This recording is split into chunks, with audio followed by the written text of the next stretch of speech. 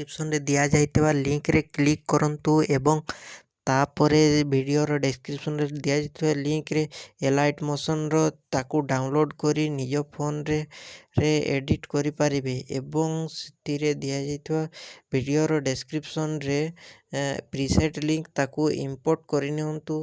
ତାପରେ ସେଥିରେ ଆପଣ ଯାହା କିଛି ଚେଞ୍ଜ କରିବାକୁ ଚାହୁଁଛନ୍ତି ତାହା ଚେଞ୍ଜ କରିପାରିବେ ଏବଂ ନ ଚେଞ୍ଜ କରି ମଧ୍ୟ ଆପଣ ତାକୁ ସିଧା ଡାଉନଲୋଡ଼୍ କରିପାରିବେ।